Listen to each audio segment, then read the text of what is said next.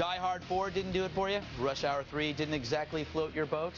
Have we lost our creativity? Are we running out of original ideas? Maybe not. USA Today is reporting only 16 sequels are slated for the big screen this year. Only? That's true, Bill. That's a word, only. Since 2003. He sometimes just shouts words out that I meant. Only? Sasquatch. Yeah, since 2003. The average number of sequels has been 25. So let's get a little more insight from Red Eye's movie critic. That would be Alison Rosen. She is also the hot seat editor for Time Out New York. The seat was ice cold before she took it over. That's right. Because she's hot, people. Think about it. Thank you. Alison, I am unclear as to how exactly a sequel works. Is it a continuation of the original story? Well, you're doing my work for me, Greg. That's exactly right. And here's the thing. I can give your viewers some tips on how to tell whether they are looking at a sequel.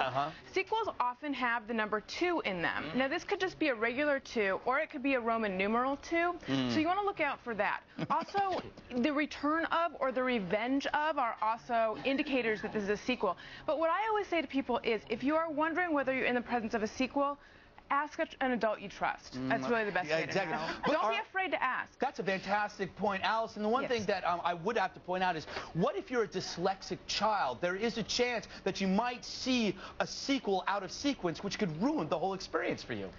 Yeah, and people have gone on to lead lives that are completely messed up because of that, which is why what I'm saying is very, very important. I mean, you know, like of the utmost importance that you know what you're dealing with. Are you dealing with a sequel? Are you dealing with something that comes before the sequel? You know, you need to have this in order. Just so I'm clear, what is the difference between a prequel and a sequel? People do funny things with language, don't they? Here's the thing. A prequel is what comes before the movie. So if you have like a trailer or a commercial, that's your prequel. And then the movie is the quel, and then the sequel is what comes after it. Okay, exactly. Okay, so, now I'm getting. Now, why do you think that there are fewer sequels now than before? Is it because of global warming? I definitely think that it could be, because we are in a time of conservation, of downscaling, of stripping down. So sequels, you know, I think that people feel like maybe we don't need that kind of baggage. I see.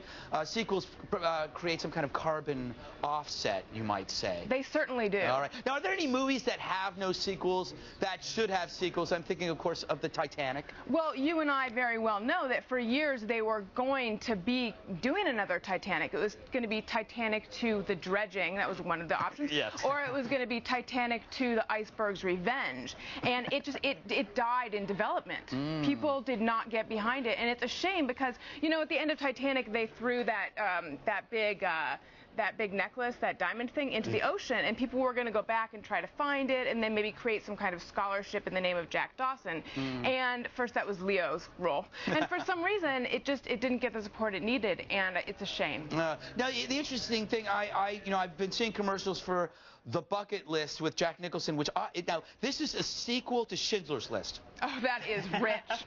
No, here's the thing. I actually have a problem with The Bucket List. You know, as you probably know, it is a movie about these two old people. They make a list of things they want to do before they kick the bucket. But what the movie does not accurately portray is that in real life, a bucket list is very hard to read because old people have very cribbed handwriting. Yes, it's true. And it's an unrealistic premise when you think about it, because also typically, and I don't want to generalize too much, but old people have trouble seeing, so they would, you know, they have cribbed handwriting and they can't really read it, and this movie just completely sidesteps that whole issue. I think it's deplorable. What about, I've been seeing commercials for something called The Water Horse. Is this some kind of sexual movie? You would think that, wouldn't you? No, if you want the real scoop on this movie, the whales, or the whale lobby in particular, are up in arms over the fact that they wouldn't just use a whale to play the water horse. Oh, interesting. Yeah, they did it. It's like CGI. They basically took a job away from a whale. Exactly, and it's all because people are afraid to work with whales, just because, you know, a few times the whales were tough to work with. But I mean, you would be too if you were a whale. And I sometimes feel like a whale when I'm wearing tight jeans. Right, that show off your blowhole. Exactly. Last question, now, one missed call. That's another remake of a Japanese horror film like The Ring, The Grudge, and Pearl Harbor. What's this one about? Well, darkness is out there and it's among us, and people on their cell phones, they will receive a voicemail, and then it's actually them in the future, and they hear how they're going to die. Interesting. Yeah. Although unrealistic, because you in the future would send you an instant message. You wouldn't use a phone. In the future, there won't be phones. Oh, interesting point, Alison. Well, thank you so much. Thank It's you. always a pleasure having you on this show. Thank you. Take care. Bye. Coming up next in a...